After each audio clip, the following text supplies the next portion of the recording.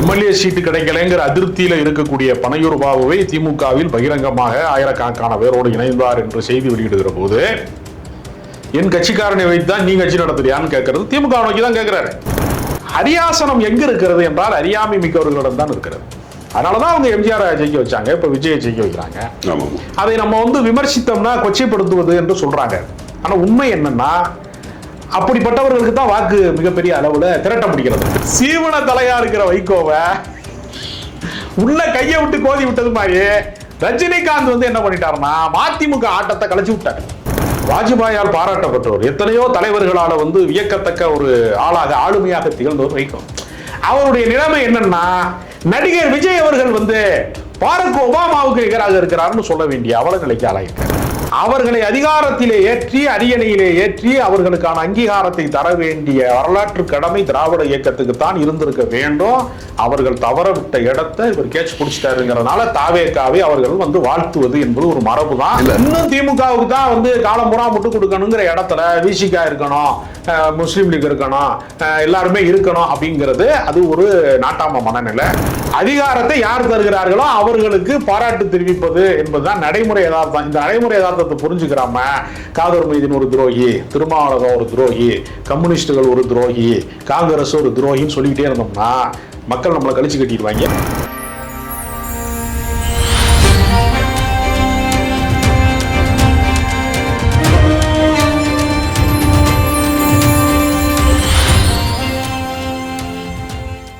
வாகை தமிழ் நேயர்களுக்கு வணக்கம். இன்று நம்முடன் இணைந்திருப்பவர் திரு ராஜகம்பீரன் அவர்கள். வணக்கம். வணக்கம். தமிழக வெற்றி கழகத்தின் கூட்டணி கட்சிகள் ஒவ்வொன்றாக அதை பத்தி இன்னைக்கு நிலையை பத்தி பேசலாம். நம்ம முதல்ல விடுதலை சிறுத்தைகள் கட்சியிலிருந்து ஸ்டார்ட் பண்ணலாம். விடுதலை சிறுத்தைகள் கட்சியோட தலைவர் டாக்டர் தொல் திருமாவளவன் என்ன சொல்றாங்கன்னா, எங்களோட இயக்கத்துல இருந்து தான் நீங்க ஆள் எடுத்து உங்க கட்சியை நீங்க வலுப்படுத்தணும்னா சொல்லுங்க, இன்னும் நாங்க நிறைய தொண்டர்களை இங்கிருந்து அனுப்புறோம் அப்படின்னு ஒரு விரக்தியில பேசுறாரு. இது யாரை குறித்து பேசுறாரு? அவர் தாவேக்காவை குறித்து சொல்றாரா இல்ல டிஎம்கே குறித்து சொல்றாரா? அதுல இருந்து நம்ம ஸ்டார்ட் பண்ணலாம். உங்களோட கருத்து என்னதுல? அவர் திமுகவை நோக்கி தான் பேசுகிறார். பனையூர் பாபுவே சேர்க்கிறாங்க. எம்எல்ஏ சீட்டு கிடைக்கலைங்கிற அதிருப்தியில இருக்கக்கூடிய பனையூர் பாபுவை திமுகவில் பகிரங்கமாக ஆயிரக்கணக்கான பேரோடு இணைந்தார் என்று செய்தி வெளியிடுகிற போது என் கட்சிக்காரனை வைத்துதான் நீ கட்சி நடத்துறியான்னு கேட்கறது திமுக நோக்கி தான் கேட்கிறாரு. அடுத்து அந்த பட்டியலில் ஏற்கனவே எம்எல்ஏ சீட்டு கிடைக்காதவங்க விசிகால அதிருப்தியில் இருக்கக்கூடியவர்களை எல்லாம் திமுக தான் இயக்குகிறது அப்படிங்கிற ஒரு கோபத்துல தான் அவர் பேசுறாரு. நேரடியா பொருள் கொள்றதை நம்ம அப்படி எடுத்துக்கலாம். இன்னைக்கு விடுதலை சிறுத்தைகள் கட்சி பலமா யாருக்கிட்ட அடி வாங்கினதுன்னு சொன்னா தாவேக்காட்ட தான் அடி வாங்க. கிட்டத்தட்ட ஒரு 30% வாக்குகளை எடுத்துட்டு போயிருக்கிறாங்க. இந்த கட்சி சுமார் 30 ஆண்டு காலம், இது மற்ற கட்சிகளோட ஒப்பிட முடியாது, 30 ஆண்டு காலம் ஒரு போராட்ட இயக்கமா மிகப்பெரிய தியாகத்தோட குடிசை குடிசையாக சேரி சேரியாக ஊர்களாக சென்று ஒரு கட்டமைத்த ஒரு கட்சி. இந்த கட்சியோட நீங்க சொல்றது 1-2 நிர்வாகிகளா இருந்தவங்களை சொல்லலாம், தலைமை நிர்வாகிகளா இருந்தவங்கிட்ட. ஆனா கட்சியில இருக்கக்கூடிய உறுப்பினர்களே கலண்டு போய் கிட்டத்தட்ட ஒரு 30% வாக்குகள் தாவேக்காவுக்கு போயிருக்கு. அப்ப ஒரு போராட்ட இயக்கமா ஒரு எப்பவுமே எதிர் அரசியல் நின்று பண்ணக்கூடிய ஆதிக்க சக்திகளுக்கும் அதிகார சக்திகளுக்கும் எதிராக நின்று போராடி பழகி அப்படி கட்சியை கட்டமைத்த திரு திருமாவளவன் அவர்கள் இன்னைக்கு ரொம்ப ஒரு மென்மையான போக்கோட சமரசத்தோட இன்னைக்கு தாவேக்காவோட இணைஞ்சு பயணிக்கிறது மாதிரி தெரியுது. இதன் மூலமா கட்சியை மீட்க முடியுமா, மீண்டும் கட்டமைக்க முடியுமா? இந்த ஸ்டேட்மெண்ட் அந்த அப்படியும் பார்க்க முடியுமா? அதாவது அரசியல் என்பது அறிவார்ந்தவர்களினுடைய உரையாடல், அறிவுஜீவிகளினுடைய அவங்க தான் அதை இயக்குறாங்க, அந்த தத்துவத்தை இயக்குறாங்க, கொள்கையை உருவாக்குறாங்க என்று சொல்லிக் கொண்டாலும் அந்த அறிவு தளத்திற்கு எந்த வகையிலையுமே சம்பந்தம் இல்லாத ஒரு பெரும்பான்மை மக்கள், அறியாமை மிக்க பெரும்பான்மை மக்களினுடைய வாக்கெடுப்புல ஓட்டெடுப்புல தான் ஆட்சி அதிகாரம் தீர்மானிக்கப்படுது. இதுக்கு நேர் முரணானது. நீங்க அறிஞர்களாக இருக்கிறவர்கள், சமூக செயல்பாட்டாளராக இருக்கிறவங்கலாம் தேர்தல் அரசியலில் வெல்ல முடியாது என்பதற்காகத்தான் அந்த மேல் சபை கடந்த காலங்களில் இப்ப ராஜ்யசபா வச்சிருக்காங்க. பார்லிமெண்ட்ல ராஜ்யசபால ஏன் சாமானியர்கள் ஓட்டு போடாம கட்சி சார்பா சில பேர் அனுப்புறாங்க அப்படின்னா, கட்சிக்கு தேவைப்படுபவர்களாக இருப்பாங்க, வெகுஜன அரசியல் பங்கேற்புல வெற்றி பெற முடியாதவர்களா இருப்பாங்க. இப்ப திமுக திருச்சி சிவாவை நெடுங்காலமாக ராஜ்யசபா உறுப்பினராகவே இருக்காரு. தேர்தல் அரசியல் என்று வருகிற போது அவர் ஒரு இன்டலெக்சுவல், ஒரு திராவிட கருத்தியலுக்கான அடையாளமாக திகழக்கூடியவர் திருச்சி சிவா. அவர் போய் தெருவா கும்பிட்டு, ஒருத்தர் பகுத்தறிவாளராக இருப்பாரு, அவரை கோயிலா போய் கும்பிட சொல்லுவான்.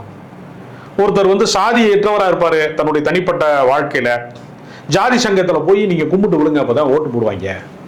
ஏன்னா ஏற்கனவே ஃபேமஸான ஒரு வீடியோ கூட இருக்கு, நெல்லை கண்ணன் பேசினது. அவர் வேட்பாளரான கதையை அவர் ரொம்ப விவரணையா சொல்வார். அதை சொல்லுவாரு, நான் ஒரு சர்ச்சுக்கு போனேன், அங்கே ஃபாதர் எனக்காக பிரார்த்தனை செய்தார், இந்த பாவியை மன்னியும் கர்த்தரே.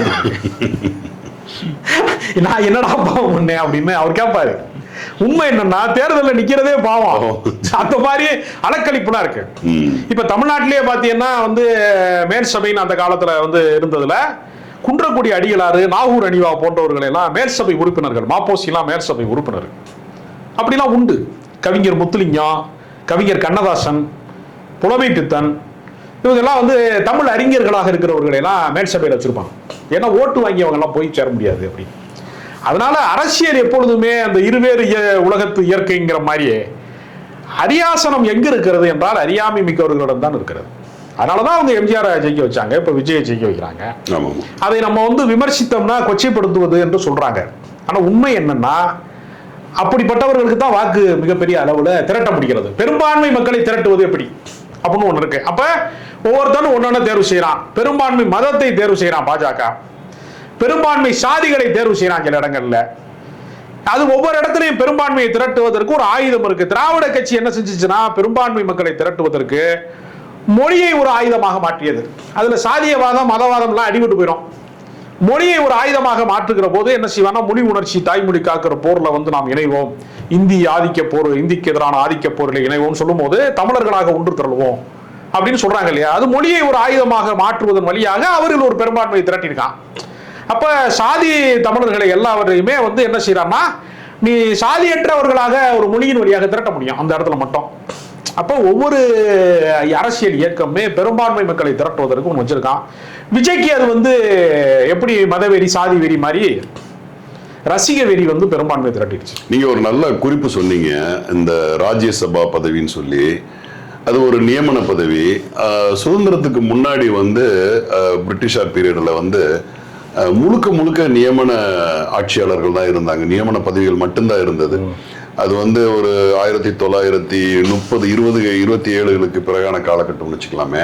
அப்ப அந்த நியமன பதவிகள் முழுக்க யாரா இருந்தாங்கன்னா, ஒண்ணு ஆங்கிலேயர்கள் இருந்தாங்க, இன்னொரு பக்கம் பாத்தீங்கன்னா ஒரு குறிப்பிட்ட, அது இன்னும் வெளிப்படையா சொன்னா பிராமணர்கள் மட்டுமே 100% அன்று கல்வி கற்றவர்கள், அன்று கல்வி கற்றவர்கள், பிரிட்டிஷுக்கு அந்த நாகரிகத்தை கடைபிடித்த மக்கள் அப்படின்னு கருதப்பட்ட அந்த பிரிட்டிஷா இருந்தாங்க. அப்ப அந்த மக்களால் தேர்ந்தெடுக்கப்பட்டு ஒரு ஆட்சி அமையணும் அப்படின்ற ஒரு பெரிய விவாதம் வருது. அப்ப ஹோம் ரூல்னு ஒண்ணு கொண்டு வர்றாங்க. அப்ப சார் பிட்டி தியாகராஜன் பிற்படுத்தப்பட்ட மக்கள், பிராமணர் அல்லாதவர்களுக்கான இயக்கத்தை இந்த பிராமணர் அல்லாத இயக்க தலைவர்கள்லாம் கட்டமைக்கும் போது அவர் ஒரு குறிப்புல சொல்றாரு, ஒரு மேடை பேச்சுல சொல்றாரு, இந்த நாடு 100% முழுக்க முழுக்க ஒரு குறிப்பிட்ட சாதியினரால் மட்டுமே நிறைந்திருக்கிறது. அவர்கள் தான் கல்வியில நிலைத்திருக்கிறார்கள், அவங்க மட்டும்தான் கல்வி படிக்க முடியுது, அவங்க மட்டும்தான் அதிகாரத்தில் இருக்கிறாங்க அப்படின்னு சொல்லி ஒரு மூமெண்ட் இயக்கங்கள் நடக்கப்பட்டு மிகப்பெரிய நெடிய போராட்டத்துக்கு பின்னாடி அந்த ஆங்கிலேய அரசுக்கு புரிய வைக்கிறாங்க, இந்த ஹோம் ரூல் என்பது முழுக்க முழுக்க இப்படி ஆயிடக்கூடாது. பலதரப்பட்ட மக்கள், கிட்டத்தட்ட ஒரு 85-90% மக்கள் அவங்களும் பிரதிநிதித்துவப்படுத்தப்படணும் அப்படின்னு சொல்லி அது ஒரு பெரிய போராட்டத்துக்கு பின்னாடி வந்தது. இன்னைக்கு அதோட தொடர்ச்சியா இன்னைக்கு ராஜ்யசபா மன்றத்துல தொடர்ந்து உறுப்பினராக இருக்கிற திரு வைகோ அவர்கள் இப்ப மதிமுக இப்ப தாவேகாவுடன் கூட்டணியில சேர்ந்திருக்கு. வெளிப்படையாவே திமுகவையும் திமுகவுடைய கடந்த கால ஆட்சியும் ரொம்ப வெளிப்படையா பயங்கரமா எதிர்க்கிறாரு. அவருடைய தினகரன் பத்திரிகை கூட இப்ப சமீபத்துல ஒரு நிருபர் கேட்கிறாரு, ஏதோ கேள்விகள் கேட்கிறாரு, தினகரன் பத்திரிகை நீனு மஞ்சள் பத்திரிகை அப்படின்ற அளவுக்கு கடுமையான சாடல்கள், அந்த ஊழல்கள் அது இதுல எல்லாம் சொல்றாரு. சரி, இப்ப அவரு என்னன்னு கேட்டீங்கன்னா, அவருடைய 2 எம்எல்ஏக்கள் இருக்கிறாங்க, கடையநல்லூர் ஒன்னும் இன்னொரு சீர்காழி எம்எல்ஏக்கள் 2 பேரும். இப்ப அவர் பதவி விலக சொல்றாரு, பதவி விலகுங்கள், நீங்க பதவி விலகினால் திரு விஜய் அவர்களே, முதலமைச்சர் விஜய் அவர்களே நேரடியாக மறுபடியும் அந்த இடங்களுக்கு பிரச்சாரம் செய்து அவர்கள் மூலமா தேர்ந்தெடுக்கப்படலாம் அப்படின்ற வாக்குறுதியை முதல்ல அவர் சொன்னாரு அப்படின்னு சொல்லி திரு வைகோ அவர்கள் சொன்னாங்க. அப்புறம் அது பெரிய விமர்சனத்துக்கு உள்ளானதுக்கு பின்னாடி, இல்ல அவர் அப்படி சொல்லல, நான் சொன்னேன், மதிமுகவுடைய தலைவரா 2 தேர்ந்தெடுக்கப்பட்ட எம்எல்ஏலுக்கு உத்தரவிட்டேன், அது என்னோட இது அப்படின்னு சொல்றாரு. இப்ப உதயசூரியன் சின்னத்துல போட்டியிட்ட மதிமுக எம்எல்ஏக்கள் இருவரும் அதை வந்து மறுக்கிறாங்க. இப்ப தலைவரே வந்து சொல்லியும் அந்த எம்எல்ஏக்கள் மறுக்கிறாங்க. அதுக்கு வந்து அவங்க வந்து அதுக்கு இவர் சொல்லக்கூடிய காரணம் வந்து இது கழுதை பேரம், இது வந்து குதிரை பேரம்ல கழுதை பேரம்லாம் நடக்குது, திமுக வந்து இப்படிலாம் பண்ணுதுன்னு சொல்றப்ப இந்த குதிரை பேரம்ன்றதுக்கான டெஃபினேஷன்ல முதல்ல பதவியில இல்ல, திமுக பதவியில இல்ல, அவங்க பெரும்பான்மையை நிரூபிக்க வேண்டிய அவசியத்துல இல்ல, அதிகாரத்துல இல்ல, அவங்க சொந்த சின்னத்துல போட்டியிட்ட மதிமுக அவங்க செலவு செஞ்சு அவங்க ஓட்டுல வந்த அவங்கள பார்த்து இவர் வந்து குதிரை பேரம் பண்றாங்கன்னு சொல்றதும், திரு வைகோ வந்து தாவேகாவுக்கு போறது வந்து தார்மீக உரிமை இருக்கிறது அப்படின்ற மாதிரி ஒரு விஷயம் நடந்துகிட்டு இருக்கு இல்லையா? இதை பத்தியான பார்வை என்ன? அது வைகோ அவர்கள் வந்து தேர்தல் அரசியல்ல நமக்கு தெரியும், அவர் வந்து எழுச்சியாக வந்து அந்த கட்சி தொடங்கிய காலகட்டம் 94 காலகட்டங்கள்ல அவருக்கு பின்னாடி பல மாவட்ட செயலாளர்கள் கூட போனாங்க. எம்ஜிஆருக்கு கூட மாவட்ட செயலாளர்கள் வந்து அந்த அளவுக்கு போகல அப்படின்லாம் அந்த காலகட்டத்தில் வந்து அந்த ஆதிக்க சாதியினுடைய ஊடகங்கள் முழுக்க பிரிண்ட் மீடியா கையில் இருந்த காலத்தில் அவர் அவ்வளவு உயர்த்தி பிரமாதமா அவரை வந்து இமேஜ் பில்டப் பண்ணாங்க. அவருடைய துரதிர்ஷ்டம்னு என்னன்னா, ரஜினிகாந்த் அவர்கள் குறுக்க போது ஆட்டையை கலைச்சு விட்டாரு. ரஜினிகாந்த் எப்படி வந்து தலையை கோதி விடுவாரோ கலைச்சு விடுவாரோ, எல்லாரும் தலையை சீவிட்டு போனாங்கன்னா ரஜினிகாந்த் சீவன தலையை கலைச்சு விட்டதுதான் ஸ்டைல். அது மாதிரி என்ன ஆச்சுன்னா, சீவன தலையா இருக்கிற வைகோவை உள்ள கையை விட்டு கோதி விட்டது மாதிரி ரஜினிகாந்த் வந்து என்ன பண்ணிட்டாருன்னா மதிமுக ஆட்டத்தை கலைச்சு விட்டார். அவர் மட்டும் அந்த காலகட்டத்தில் நான் ஆண்டவனாலையும் காப்பாற்ற முடியாது, மீண்டும் ஜெயலலிதா வந்தான்னு வாய்ஸ் கொடுத்து அவர் உள்ளுக்குள்ள போய் ஒரு குழப்பத்தை விளைவிக்காம இருந்திருந்தார்னா வைகோ ஒரு எதிர்கட்சி தலைவராவது வந்திருப்பார். ஆனா என்ன கொடுமைனா, வைகோட்ட ஒரு அதிசயமான ஒரு குணாதிசயம் இருக்கு. யாரை அதி தீவிரமாக எதிர்க்கிறாரோ அவர்களை இடத்துல வந்து அவர் சரணடையக்கூடிய குணாதிசயத்தை அவர் இயல்பாகவே பெற்றிருக்கிறார். அரசியல்ல எல்லாருக்குமே இப்ப வந்து திருமாவளவன் அவர்களை அளவுக்கு திமுகவை கடுமையாக சாடியவர்களை நான் பார்த்ததில்லை. என்னுடைய வயதுக்கு, என் அரசியல் அனுபவத்துக்கு, நான் என்னுடைய அதாவது மதுரையில திருமாவளவன் அரசியல் செய்த காலத்துல வந்து திருமாவளவன் திமுகவை வந்து சவுக்கால அடிக்காத குறையா பேசினார், மிக கடுமையா விமர்சிச்சாரு. ஆனா அவங்க எல்லாம் நிலைப்பாட்டை மாற்றுவதில் என்ன செய்வாங்கன்னா ஒரு படிநிலை வச்சிருப்பாங்க, படிப்படியாக தான் அந்த நிலையை மாற்றுவாங்க. வைகோட்ட அது கிடையாது. வைகோ வந்து பளிச்சுன்னு தாவுறது மாதிரியான ஒரு தன்மை இருக்குல்ல. அரசியல் பண்றதும் விமர்சனம் பண்றதும் ஆரோக்கியமான விஷயம் தானே. எது கூட்டணியில இருந்தாலும் ரெண்டுலயுமே 2 எக்ஸ்ட்ரீம் போறாரு, அதுதான் பிரச்சனை. நான் ஒரு உதாரணம் சொல்றேன் கேளுங்களேன். மூப்பனார் அவர்கள் அணி மாறுகிற போது ஒரு சிறிய விமர்சனம் கூட அவர் மேல வராது. அது ஏன் வராது அப்படின்னா, மூப்பனார்ட்ட ஒரு பெரிய பண்பு இருக்கு அவர்கிட்ட.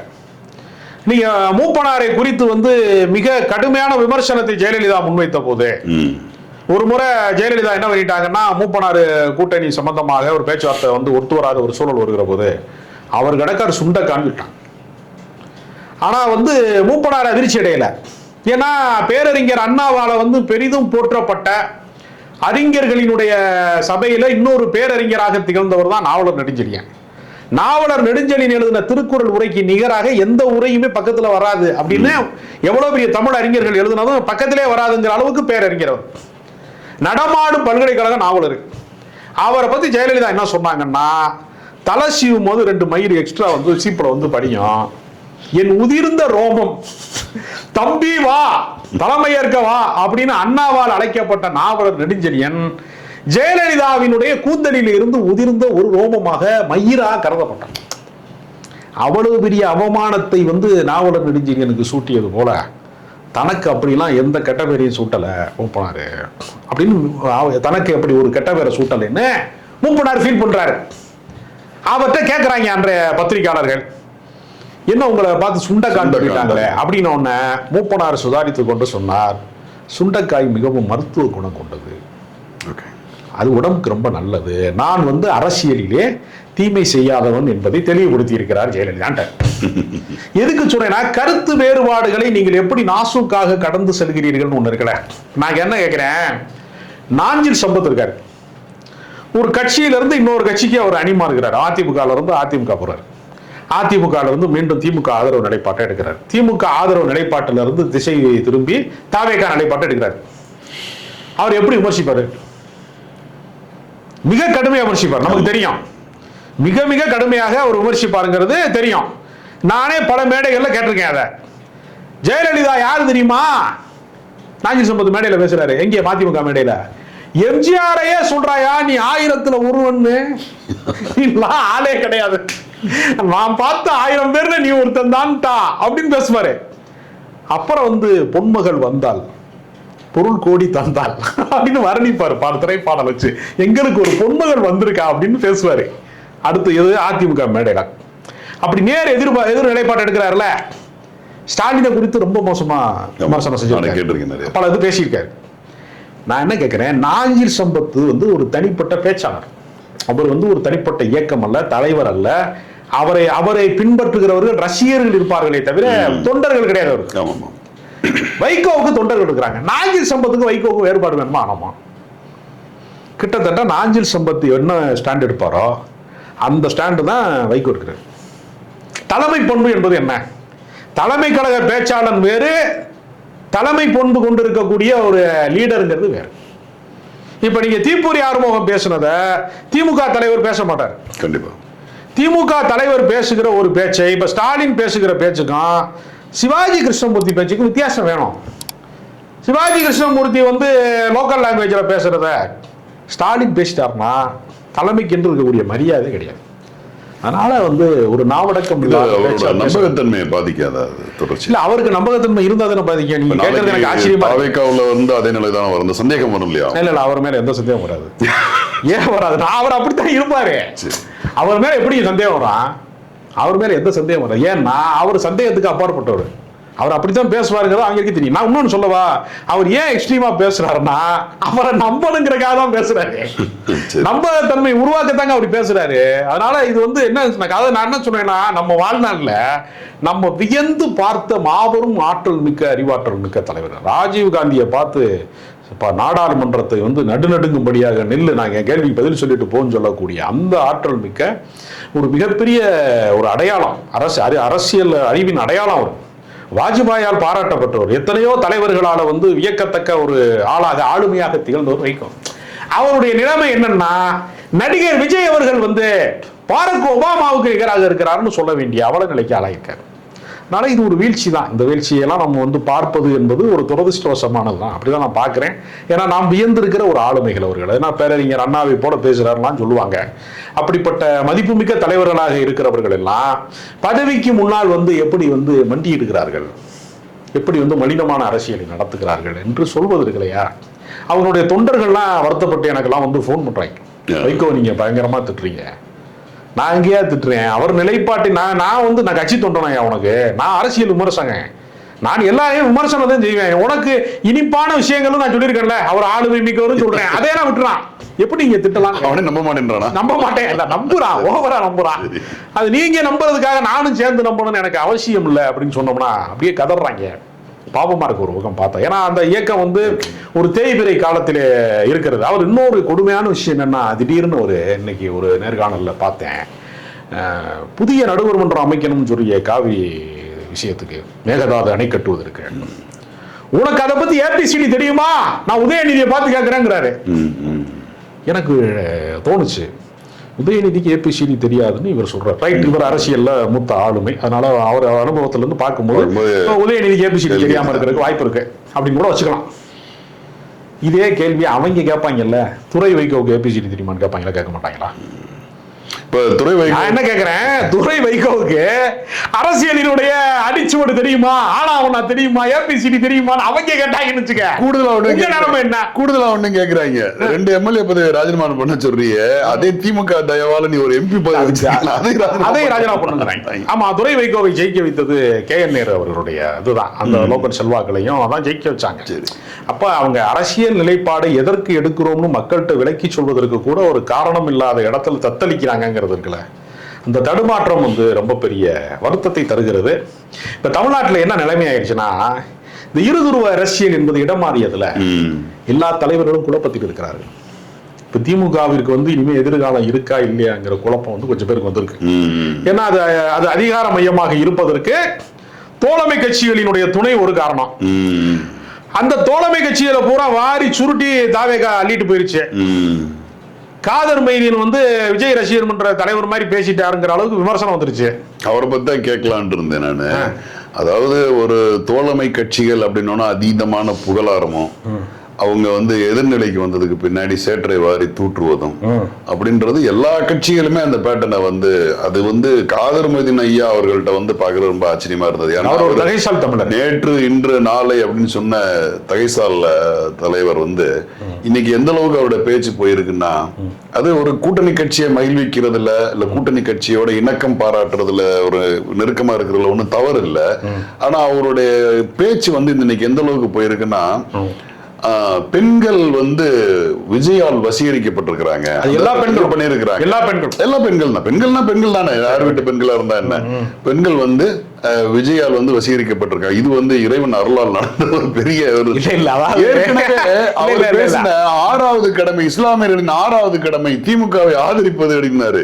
இன்னைக்கு வந்து என்ன சொல்றாரு, அந்த வசீகர அரசியலை பத்தி இவர் சொல்றாரு, பெண்களால் ஆசீர்வதிக்கப்பட்டவரே அப்படின்னு சொல்ற அளவுக்கு ஒரு தகைசால் அறிஞர் வந்து இப்படி போயிட்டார் மலிவா.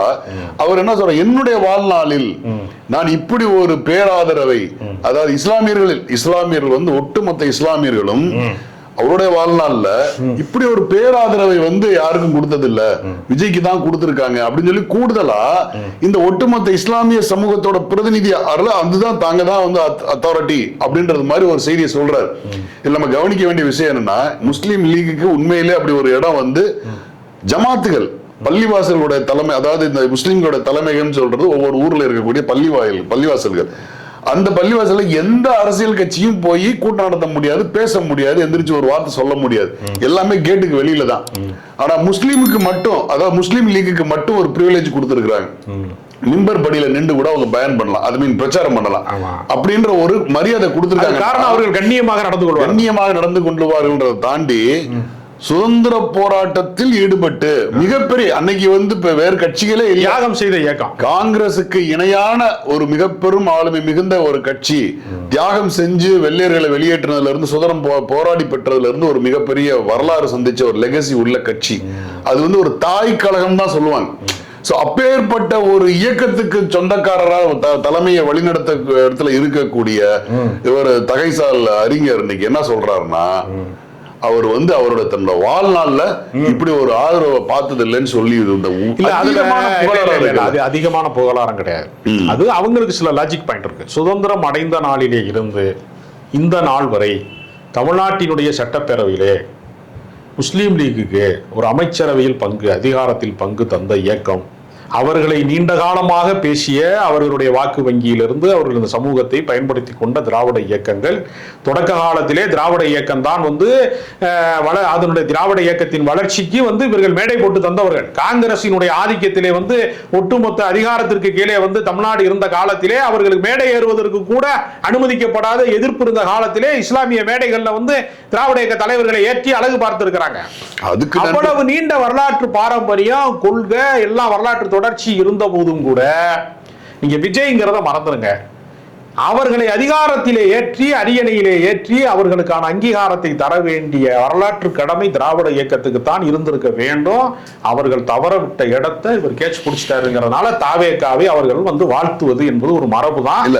அதை வந்து நீங்க ஒரு சினிமா நடிகன் திடீர்னு ஆட்சியை பிடிச்சிட்டாரு, அதிகாரத்துக்கு குறுக்க விட்டா வந்துட்டாருங்கிற இடத்துல இருந்து விமர்சிப்பவர்களால தான் இந்த இவர்களின் நீண்ட பயணத்துக்கு வேறு யார் அங்கீகாரம் கொடுத்தாங்க அவங்க கேட்கிறாங்க. அப்படிதான் அங்கீகாரத்திற்கு நன்றி தெரிவிப்பதோ இல்ல அப்படியான எங்களுக்கு உரிமை இருக்கிறது என்று ஒரு அரசியல் கட்சி வந்து கிளைம் பண்றதுக்கு 100% உரிமை வந்து பெரிய ஒரு ஐயாவுக்கு இருக்கு, பேராசிரியருக்கு இருக்கு, மாற்று கருத்து இல்ல.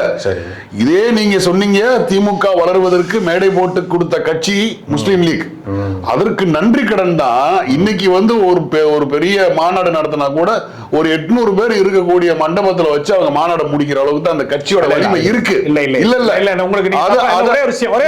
இன்னைக்கு நீங்க மனிதநேய மக்கள் கட்சியும் எஸ்டிபிஐயும் மத்த கட்சிகளுக்கு இருக்கிற தொண்டர்கள் வலிமை வந்து அவங்க கிட்ட இல்ல.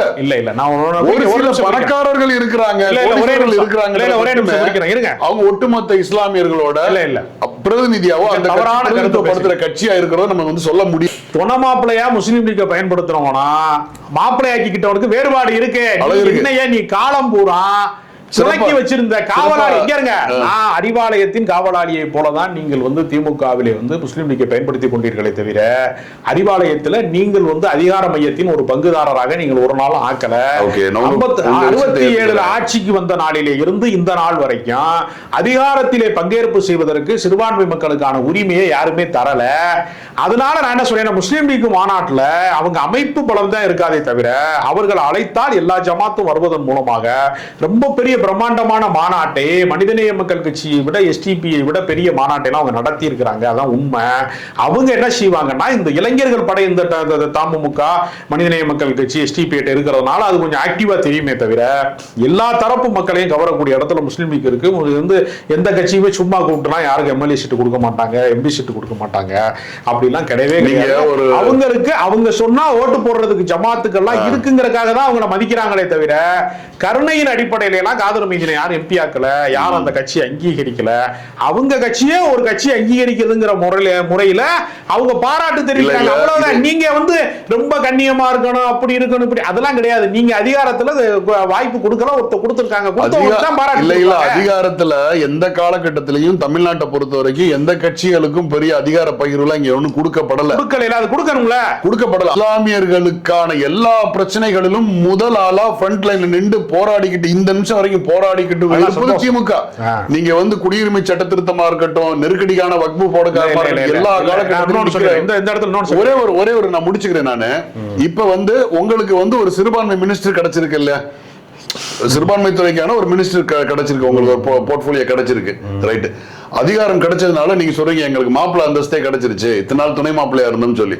துணை மாப்பிள்ளைகளா இருந்து இந்த நீங்க சொன்னீங்கல்ல பாசிச்ச பாஜக வந்துரும் அத்தனை எதிர்ப்பு கொடுத்த அது இந்த பக்கம் இன்னைக்கு வந்து ஒரு மந்திரி பதவி கிடைத்ததுக்கு பின்னாடியும் அவருடைய செயல்பாடுகள் தான் நம்ம பார்க்கணும்.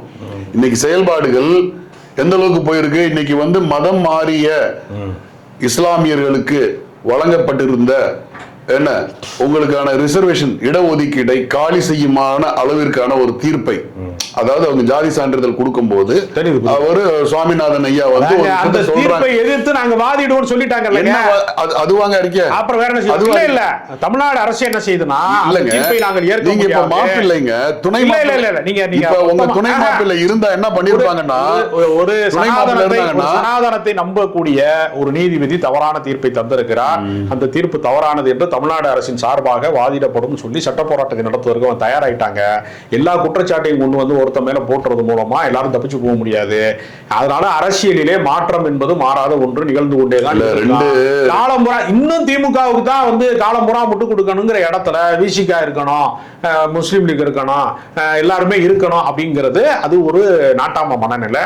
அது மாறத்தான் செய்யும்.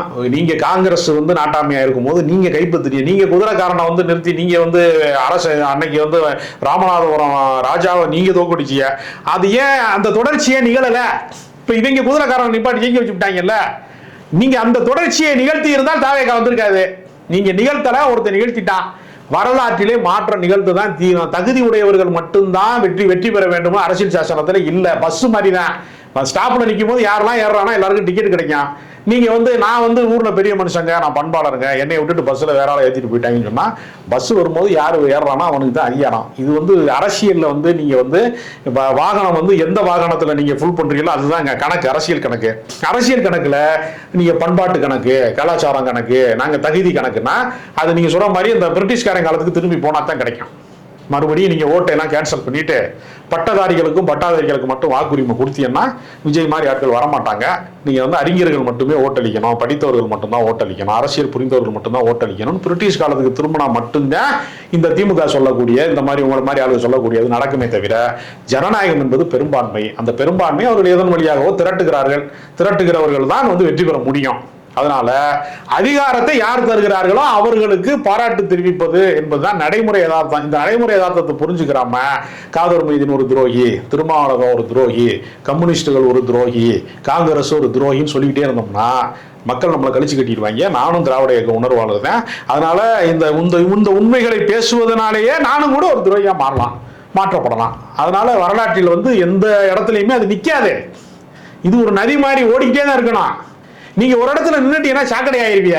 இப்ப திமுக வந்து ஒரு இடத்துல நிக்க பாக்குது. இந்த கால மாற்றத்தை ஏற்றுக்கொள்ளுங்கள். இந்த கால மாற்றத்தோடு சேர்ந்து நீங்க போராடுங்க. நீங்க என்ன செய்யணும்? போட்டிக்கு நான் அமைச்சரவையில் பங்கு தரேன் நீ சொல்லணும். அது ஒண்ணுதான் அதுக்கு தீர்வை தவிர அவன் கொடுத்தவன்ட போய் நீ பாராட்டாத, கொடுக்காத என்னைய பாராட்டினா எவனும் பாராட்ட மாட்டான். நன்றி, வணக்கம். வணக்கம்.